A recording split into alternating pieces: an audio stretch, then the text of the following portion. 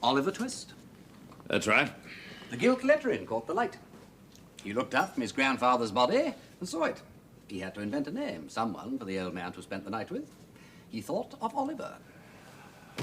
I may not be an intellectual chap. It's all the go to sneer at the regular army these days. I always said you can learn a lot from books. But Mr. Oliver must exist. He's had you chasing all over Europe. Yes, that's right. Paris to Rome, Rome to Vienna, on to Berlin. There's a hell of a place. And Oliver and the detective always just in front of me. I didn't know what was going on. No, that was my Mr. Oliver. Eh? He don't exist either. But I thought it was time that someone else was led up the garden. I was paying the detective after all. Yeah, but why? I wanted you out of the country in case you changed your mind about the exhumation. Oh, joke on me. Damn good, Wimsey. You don't deny that you invented this, Mr. Oliver, in the first place? I don't deny anything. Oh, I would deny something. I saw the old man that night, in here, sitting in this chair. He told me then about the money. He said he was worried about poor old George. I tried to persuade him, but George was a good sort of fellow, really, but he more or less threw me out. Said he wanted to work on some figures, wanted peace and quiet. When I came back an hour later, he was dead. Good God, I thought, what rotten luck for a fellow. And I didn't see why that damn Dorland woman should get the lot. So I popped him in the telephone cabinet. Telephone cabinet? Yeah. This one, out here. I brought him out again in the morning and nobody noticed a thing. It was a damn good stunt while it lasted. Fraud is a penal offence. You could go to prison, man, and you should. Oh, don't be silly, Murbles. You're my solicitor. It's your job to keep me out. Anyway, there are more serious penal offences than fraud. What? Such as murder, for instance. I've had an advance copy of the post-mortem report. Your grandfather was poisoned. Poisoned? But Pemberton gave a certificate. Heart failure. General Fentiman's heart was weak, notoriously. Yes, one can't blame Pemberton. The poison used was digitalis. It slows down the heart's actions. The symptoms of a heart attack would have been there. However, it alters Fentiman's position. Yes. How? You ain't a suspect. What? Well, it was in your interest to keep the old man alive, not to kill him. So we must ask ourselves in whose interest it was that the general should die before his sister. I knew there was something rotten about that damn Dorland woman. Damned? Well, one can't be sure about that. It's a possibility. The Sheik of Araby, I give my heart to thee. At night when you're asleep, into your tent I creep. What do you know Yes? about Anne Dorland? She's unhappy. Yes? And I don't think she cares for you. I didn't know she knew you. Well, she knows of me, and she don't care very much for that, I imagine. What do you know of her? She's lonely, upset, probably in love. Not with you, obviously, if she only knows all. Certainly not with me. In love? Well, she's been in love once before, sort of in love. It turned out rather badly. Being in love usually does. Does it? Consequently, I am rather careful to avoid it. You sounded for a moment as if you hadn't always avoided it, Peter. Tell me some more about Anne Dorland. Perhaps you should meet her. Well, I want to, but she won't meet me. Well, she'll probably be at the Rushworths on Friday. I'll take you. They're giving some sort of do. It sounds rather odd, I must say. More like a private view than just a party, except that it's glands. Has somebody been sculpted in glands? Peter. All right, painted them then. No, my dear, they're really glands. In bottles? I say, I shall certainly come. Sounds just my sort of thing. Someone talking about I glands. beg a your sort of pardon. lecture. But it's new. It's the latest thing. The Rushworths are frightfully keen on the latest thing. So, there'll be lots to eat, and almost certainly champagne, and consequently all the crowd are bound to be there. There's another one of those in the cupboard for your mother, by the way. I thought she might like it. She will. How kind you are to me, Marjorie. I should come here much more often. Instead of just when you want some information, do you mean? Yes, you should. So Anne Dorland has been in love before. About a year ago. It's long over. One of the crowd who particularly enjoyed what he called awakening people. She took him seriously. Whoever it is she's pining for now, it's nothing to do with that. Men have died from time to time, and the worms have eaten them. But not for love. What? Shakespeare. Ugh. You may be right, she's pining. You may be wrong. It's not for love. What, then? Remorse? Who is this gland man, anyway? Oh, Peter, you know I am with names. There's a card over there somewhere. What sort of remorse? She wasn't particularly fond of her aunt, if that's what you mean. You don't have to feel fond of someone to feel remorse when they die. I say, how very odd. You do jump about. Well, the gland man, Dr. Pimperthy, I know him. Yes? I thought it was hearts he was interested in, not glands. Peter, that's obvious. It's the same thing. If you keep people young with monkey glands, they're not going to die of heart failure. Sometimes I think you're not half as clever as you make out. Not half as clever.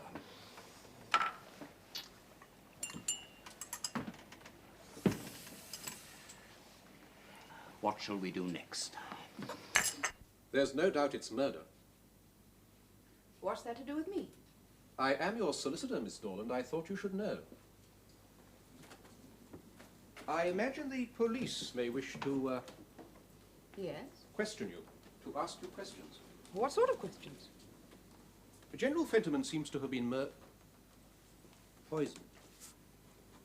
To have died at some time during the evening of November the 10th. Yes? He was here that afternoon. Well, not here, of course, but in the house. He came to the house. They think I killed him. You're trying to tell me that?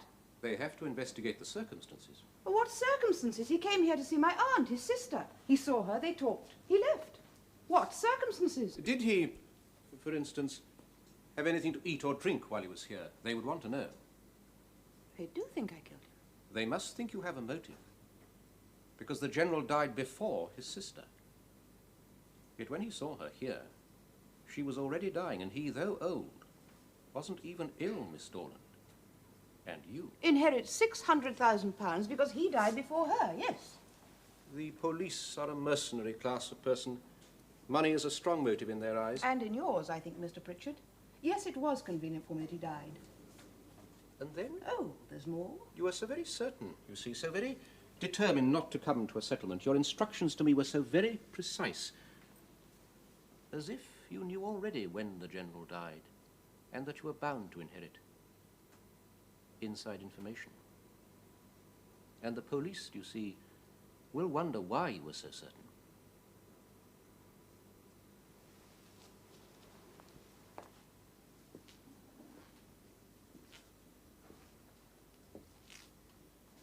I almost live in this place now. I hardly ever go into the rest of the house. One is bound to wonder why she was so certain. And I am bound to wonder why you were so certain. Now that I'm on this case officially, Peter, you will be my first suspect. You've acted all the way along as if you knew it was murder. Why? He was too neat, Charles. Aristotle says... Oh, Lord. Why do I ask these questions? Aristotle says we should always prefer the probable impossible to the improbable possible. Now, it was possible that the General should have died off in that neat way at the most confusing moment, but it wasn't very probable. So that, although we were told that his death was due to natural causes, it just seemed to me that it might have been staged managed a bit. A bit. Well, quite a lot as it happens. There was all that Oliver business, and then the hiding of the body and so on. But when we cleared that out of the way, we were left with a curiously convenient death. And I don't believe death is convenient, Charles, not usually. And there was the Dorland woman and her solicitor, who were so dead against agreeing to a settlement, they must have known something. Well, they weren't against the settlement when they heard they were going to dig the body up. Okay, exactly. All right, then. Let's make a list. Now, Robert Fentiman found the old man dead at approximately 9 p.m. But at 3:30 that afternoon, when he went round to see his sister, he seemed as right as rain. So, poison administered, therefore, sometime between 3:30 and 9 p.m. Too quick, Charles. The poison would have been taken between those times, but it could have been given to him earlier. I mean, suppose someone dropped a poison pill into his bottle of soda mints or whatever he used to take. Peter, there are a lot of soda mints in a bottle. He might have died weeks later. It's not very precise. However, by all means, let us not be too quick. Now, if he did take something like that at all regularly, who would have had the opportunity to drop the pill in? Well, there was his doctor or his manservant. Motive? Well, his doctor's Pemberthy. I can't think of a motive for him. His manservant stands to inherit something small. He seemed rather a pleasant old Johnny to me. However, you must certainly write him down as a suspect. Sinister manservants are all the go. If you read detective stories, it's always the butler who did it. Dr. Pemberthy. Opportunity, yes. Motive, no. Motive and opportunity, sinister manservant. Now, let's get on to someone more likely. Anne Dorland. Motive, yes, enormous. Opportunity, yes. The old man was round in that house that afternoon. You're rushing, Charles, rushing. But it's we professionals, you know. We like to get on with it. And we amateurs, you know, we like to take our time. How did Anne Dorland get hold of digitalis? Well, some proprietary medicines contain it. Usually in combination with nux vomica, which is supposed to be an antidote. Peter, if the two things cancelled each other out entirely, there wouldn't be much point in taking the medicine at all. But I think we can ask Dr. Pemberthy about the effects and availability of digitalis. Second point, why should Anne Dorland have provided herself with digitalis if she had no reason to know in advance that the General was going round there that afternoon? Or any afternoon, for that matter, seeing he and his sister hadn't been on speaking terms for years. Point taken. But Lady Dormer was dying. What medicines were already in the house and to hand? So Anne Dorland had motive and opportunity. I'm going to put down means, query. I suppose Lady Dormer's servants had opportunity. I mean, if they were in collusion. There might have been a particularly good-looking footman or something. No. Who else have we got? Robert. Who is the one person we can definitely cross off? All right? Peter, we've already decided he had everything to lose by his grandfather dying first. Look at the pains he took to cover up the death. Exactly. He's the most unlikely person. Sherlock Holmes would have suspected him at once. Write him down. Means, query, motive unlikely, opportunity excellent. What? Well, by his own admission, he was the last person to see the old man alive. Supposing he'd had a row with him, killed him, and then discovered afterwards about the legacy. Peter, you are absolutely scintillating with good plots today. Thank you, Charles. And what about George? Yes. You've got a weakness about George, haven't you? Yes, I like old George. He's an awful pig in some ways, but one understands the ways. One even shares them. Yes, well, I don't know George, so I'm going to firmly put him down. Opportunity, yes. That ride around Regent's Park in a taxi. Means, Query. yes, query. Motive, weak. No, strong. Hmm? Well, he may not have stood to benefit from Lady Dormer's will, but he did know that his grandfather was leaving him £2,000, and he needed the money badly. Damn! Too soft-hearted, you amateurs. Yes, it's a fault. Well, I gave him digitalis. Will that satisfy you? If that's a confession, it's surprisingly blunt. I take it you're not confessing to murder, Dr. Pemberthy? The word murder hasn't been mentioned so far. People can be poisoned without being murdered, and frequently are. Very good, Pemberthy. Very true. 2 grains were found in the body. Did you give him as much as that? No, I gave him a small quantity. My nurse has the book. Your people can examine it. And then, of course, there are the chemist's receipts, records of what supplies of poisonous drugs I hold. All that can be checked, and should be. Do you hold a supply of digitalis? A high proportion of my patients are old men. Heart conditions are common. I keep a preparation containing digitalis by me, ready made up in case of need. And General Fentiman was a case of need? He came to see me on the afternoon of November the 10th. He'd been to see his sister, and the interview had upset him. He was feeling dizzy and had difficulty with his breathing. I gave him a small quantity of digitalis to relieve his condition. Would you explain the effect of digitalis to me, Doctor? It strengthens the heart's action by retarding the beat so that the cavities can be completely emptied and the pressure is relieved. You mean that to begin with, in small doses, it stimulates the heart by relieving the pressure. But if continued with, or in larger doses, say 2 grains... It would slow it down so much that it would stop altogether. So, death from an overdose would look very much like death from heart failure. It would be heart failure, Inspector Parker. Excuse me. Patient? It shouldn't be. Surgery is over. Not that that makes much difference. They treat you like a GP, these people. Dr. Penberthy? Yes. No, I'm afraid I can't talk at the moment. I have some people with me. Yes, it is. The surgery is over, but I have some people with me and I can't talk. No. No, I'm afraid I can't do Friday. Do help yourself to a drink, Wimsey. The sherry's in the cupboard. Yes, I will. Thank you so much for ringing. I'm sorry, I should have offered you a drink earlier. The sun is down. Unfortunately, Charles ain't allowed to drink on duty, but I should like some sherry very much. How kind of you to think of it in the middle of your telephone conversation. One never knows how long these people are going to be. Charles had an idea that there were some patent medicines that contained digitalis. Not many, I think. Oh, thank you. Is it prescribed for anything else apart from heart conditions? Not often. Dropsy in certain circumstances. Aconite poisoning. I can't say that I've ever come across a case of aconite poisoning. No, I can't say I have either. Epilepsy in its various forms. Epileptic rages. And digitalis is used in these cases, is it? Epilepsy? Maybe, as I say, it's not really my subject. Yes, but somebody suffering from a form of epilepsy might be expected to have digitalis in his possession. Made up in some way, yes, but he mightn't know what it was. I'm sorry, I don't follow. The tablets, Charles, our old friend the tablets, or the mixture. Chemists never put on the outside of the bottle what is actually inside.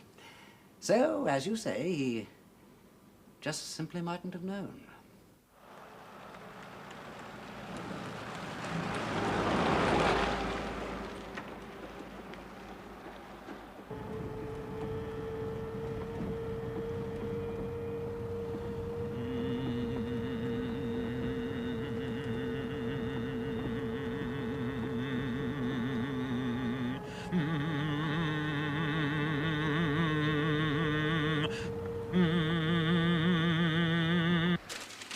Trouble is, you see, he, pops off.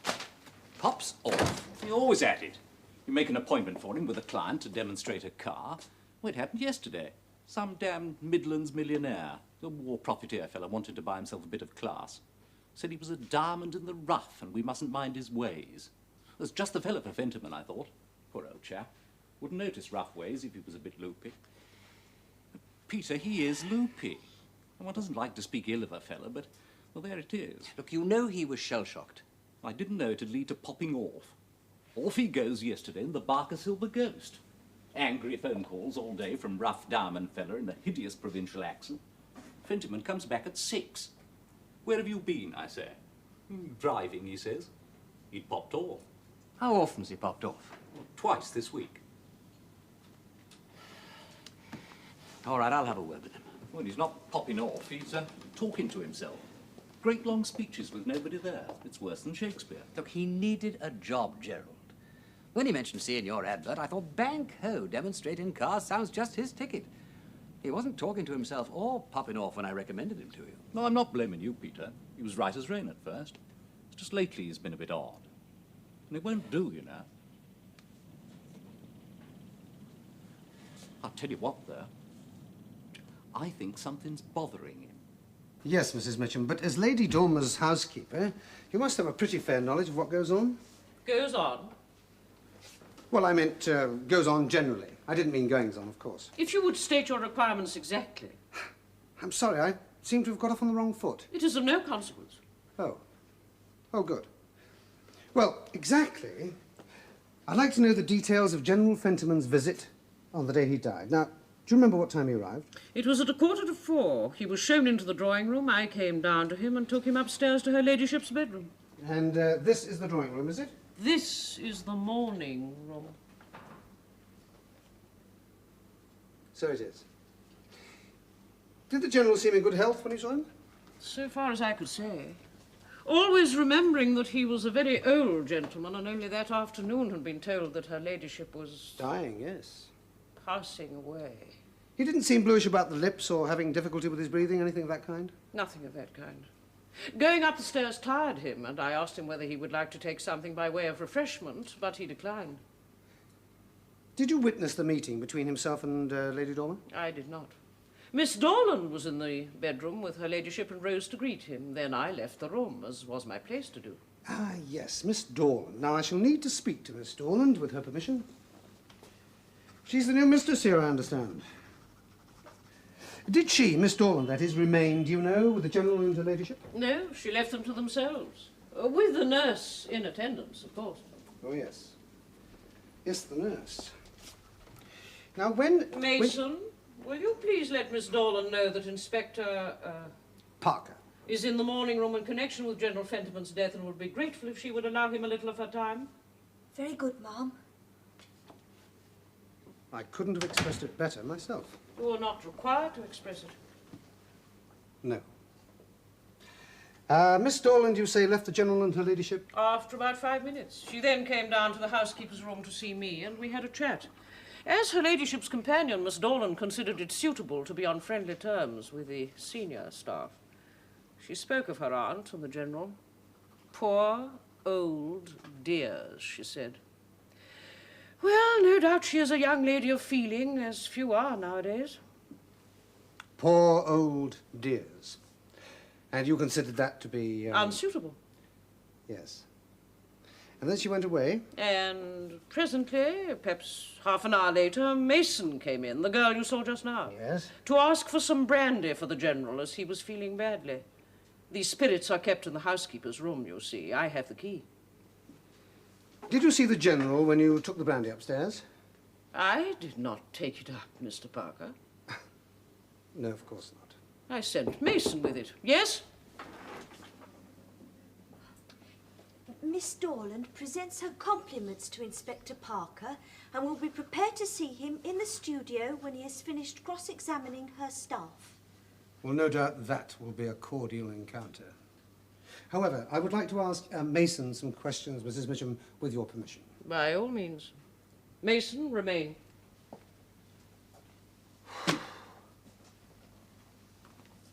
That woman frightens the life out of me. She's one of the old-fashioned sort. Yes.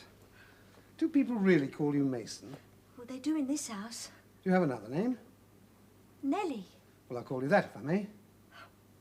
You're welcome. Now, sit down, Nellie, please.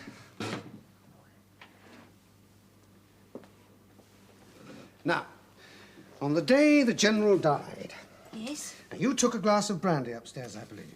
that's right. Will you tell me what happened? Well, on the way up, I passed the studio door where Miss Dorland was. Well, that's where she does her painting and messing about with bottles. She spends most of her time there. It's her room, you see. Messing about with bottles. Oh, chemistry. You know. Ladies have to have their hobbies, not having anything better to do. It makes a lot to clear up. Yes, I'm sure it does. Go on, Nellie. I told Miss Dorland the General was feeling poorly. He'd had this bit of a turn, you see. It was the nurse had rung for me. A bit of a turn, Mason, she says. Poor old dear, she says. You better get Dr. Pemberthy on the phone. I'll take the brandy up. And? Well, she did. I gave her the brandy. She took it up to him. Straight up? Did she take it up immediately? Yes. We'd had this turn. I'm sorry, Nellie, I'm not making it very clear. What I meant was, did you see Miss Dorland actually take the brandy upstairs? Well, I couldn't, could I? I was going downstairs to the telephone. I had ever such a job to get through. They don't answer, you see, on the exchange, not when they're having their tea. Yes. Yeah, obviously you couldn't have seen her if you'd been going downstairs. Stupid of me. Well, she did take it. He did have it. And then he went off to the doctor. That's right. Of course he did. You think she put something in it? From her chemistry? I don't think anything of the sort.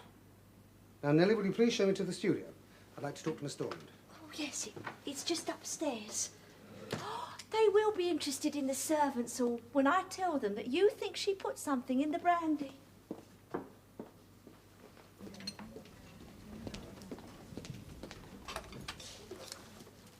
I'm sorry. It's not enough. What? It's not enough. She's made it out wrong. That girl has made it out wrong. We do ask... See for yourself. 7 pence. That is not right. We do ask customers to check. Poached egg on toast with a pot of tea. 5 pence, halfpenny. That's what it says on the menu, and that's what you should charge. You had 1 egg? I had poached egg on toast. 2 eggs. That would make it right. I am not concerned with making it right. I had poached egg on toast, 3 pence, with a pot of tea, 2 pence, halfpenny. We'd better ask the waitress. I am a very busy woman. I can't stand here. Perhaps you would allow me to buy you an egg. Hello, Sheila. 1 poached egg. You will do nothing of the kind. The impertinence. I'm not accustomed to being bought eggs by strange men.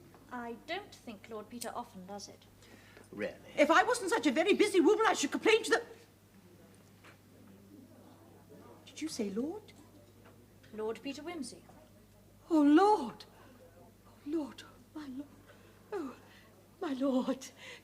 Oh, I feel quite faint. You shouldn't have done it. She tries that every week. You look tired. Seemed the easiest way of getting rid of her. I am rather tired. Shall we lunch? You want to talk to me? What about? George. I've only got half an hour. We can lunch here. We're rather short-staffed. I shall have an egg. 1 poached egg on toast. What sort of chemicals? Just a hobby. Do you make chemical experiments? For fun. I mess about with chemicals for fun. Schoolboys do it.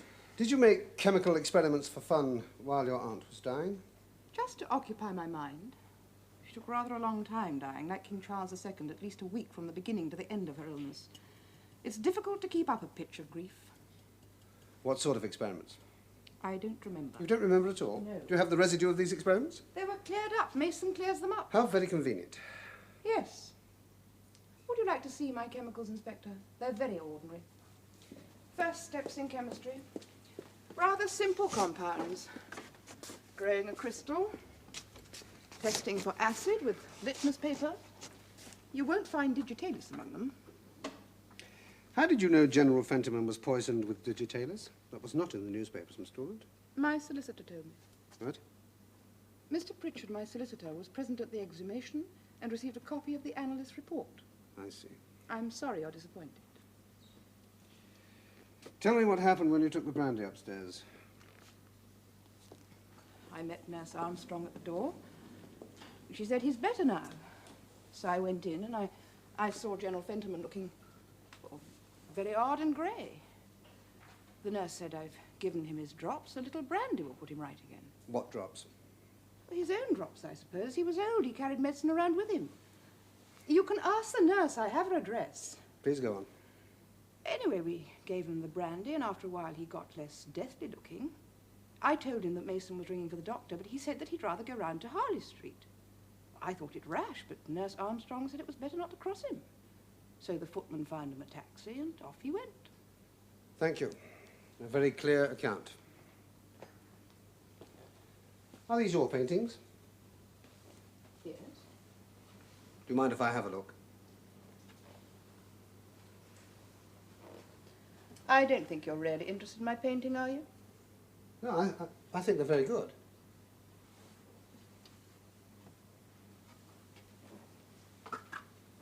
Ah, now that's interesting.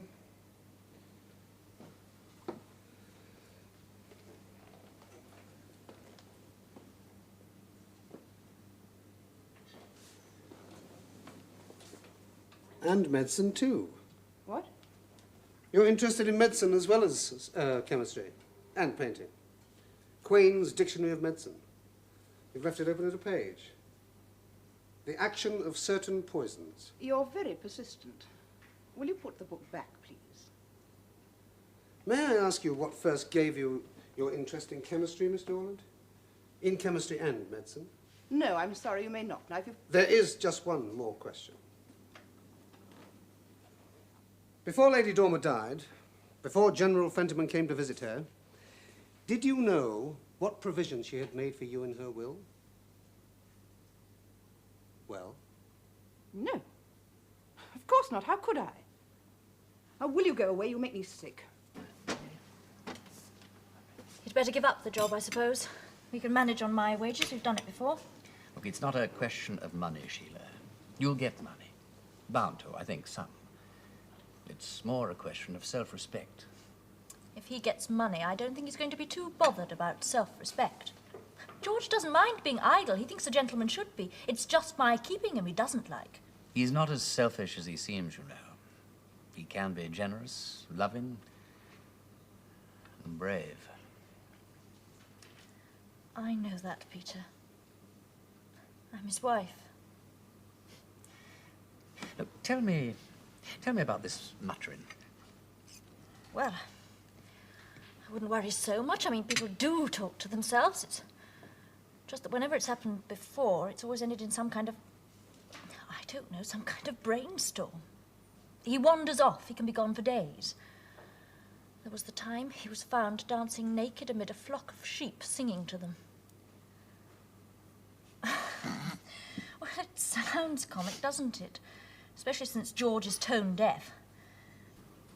You see, he can never remember afterwards exactly what he's done. What about his pills? Doesn't like taking them. Get him to take them. Do you have the prescription, by the way? Why do you ask? Just wonder what was in them. Oh, you don't expect us to know. The chemist makes them up. People don't know what are in their pills. No, of course.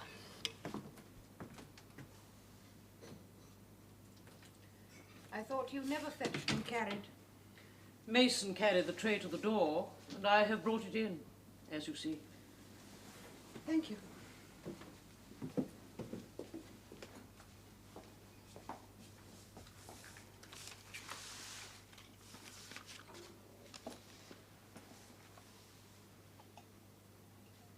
Chops. A chop and a grilled tomato, as you requested. Water? Thank you. I have very little appetite, I'm afraid. It's dispiriting for cook. Yes, yes, it must be. Oh, please don't stand over me, Mrs. Mitchum. I'm quite capable of cutting up my own meat. If cook is dissatisfied with my appetite, she may leave. Anyone who is dissatisfied may leave. Cook has already given notice. I thought it my duty to inform you myself. Because of my poor appetite? Because of what is being said. Said? In the servants' hall and elsewhere. What is being said? I think you know. I can guess. Do you believe it? It's not my place. Or cook's either, so she's leaving. You've never approved of me, I think. Artistic notions not suitable in someone of my situation. But your situation has changed. Yes, in every way. I think you should go out more. What? Show your face, Miss Dorland. You are the mistress here now. You should behave with courage. People may say what they will. We cannot prevent that, but we may give it the lie. I hope you enjoy your dinner. Mrs. Mitchum, I asked you. Do you believe what's being said? It is not important what I believe. What is important is that you should fill your place as the new mistress here.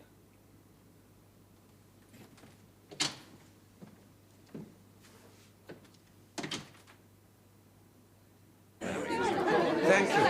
Thank you. You're very... I didn't know it was monkey gland.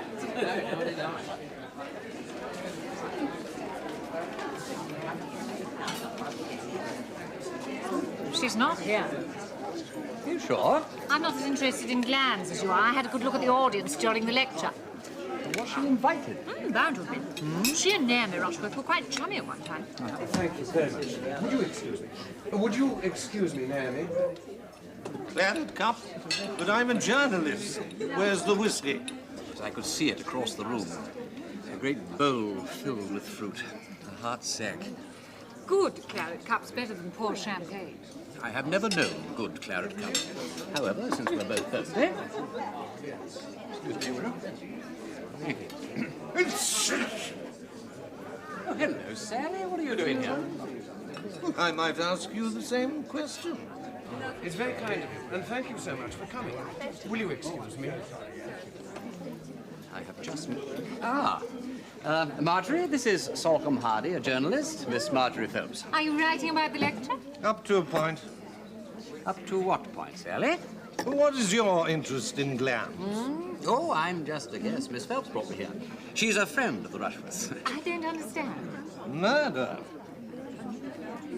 Explain, Sally. It's quite simple. An old man dies. Dr. Pemberthree certifies natural causes. It isn't natural causes, it's murder. Therefore, my newspaper is interested in the doctor, no matter what he says or does. That's ridiculous. Of course it is. Any doctor would have said natural causes. Any doctor didn't. This one did. You're back in the wrong horse, Sally. You think the niece did it? I didn't say so. No, I dare say you're right. My paper's interested in the niece, too. We tip all the horses. That way you can't lose. Oh, you can, you know, you can. It was you in the cemetery, I take it, on the night of the exhumation. Salcombe Hardy, recording entry. I thought I heard a sneeze. Well, I was cold. But the way we see it, if you touch murder, you become interesting. Now, you look at tonight. Murder doctor talks of monkey glands. No, it's not a wasted evening.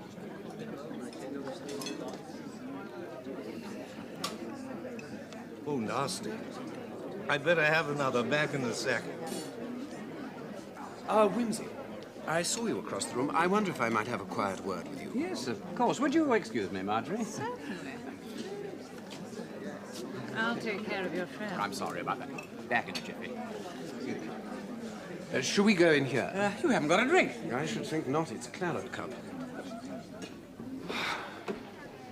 I'm surprised to see you here. Well, I actually came hoping that... Oh, no, dash it. That sounds rude. No, do go on.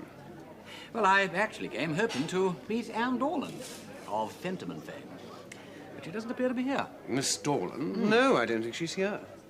You know her? Slightly. She's a friend of Naomi's. Naomi Rushworth? My fiancée. Didn't you know? It was announced in the Times and the Morning Post. Really? Oh, well, congratulations. No, I'm afraid I'm usually more interested in the deaths than the births and marriages. I enjoyed your lecture. Oh, did you? Mm-hmm. Thank you. Straw in the wind, I think one might say. If that's the right expression, a kite. Flying a kite. One wanted to see how the whole scheme would be regarded by intelligent people. I think we have a sample of intelligent, forward-thinking people here tonight. A fairly representative sample. Well, I'm sure we have.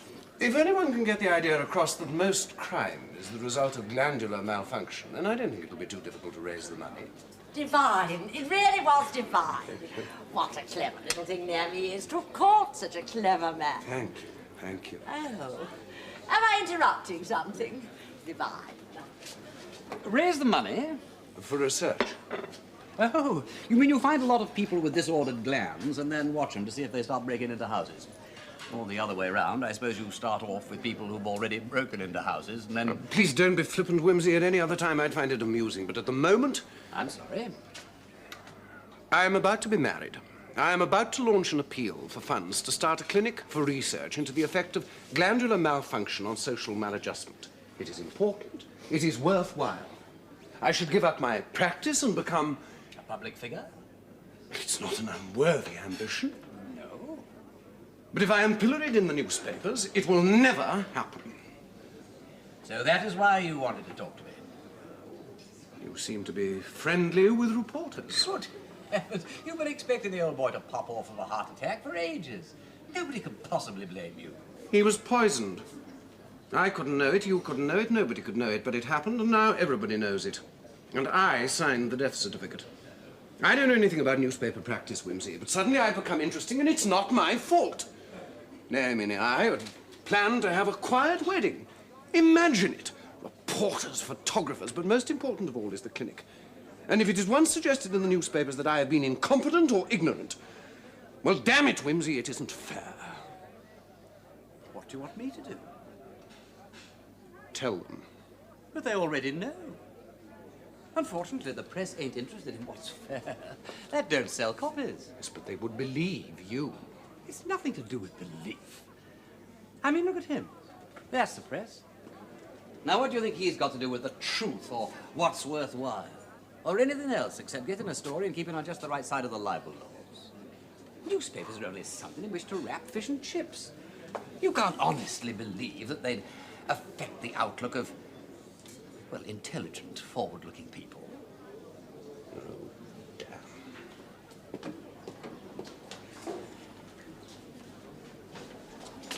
Poor man. Quarrel. I've been teaching him the facts of life.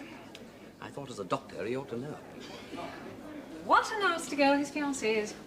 I can't bear those pudding-faced people. Why nasty? Hinting. I've just left her. Hinting at what? It's too beastly. Apparently, Anne Dorland was asked for tonight, but she hasn't come. The sum of the hints was that she hasn't come because she poisoned the old general to get her aunt's money, and everybody knows it.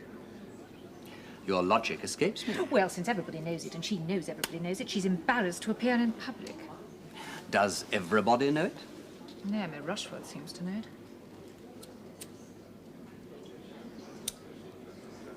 And you know it, don't you? I don't know it. I think it may be likely. That's the same as knowing it. It's disgusting. I think we might as well go. I feel rather as if I've been used, Peter. By me? Yes. What do you know of Anne Dorland? Will you take me to meet her? I don't care if she poisoned 50 old generals. So you know it too? What? That Anne Dorland... I don't know anything of the sort.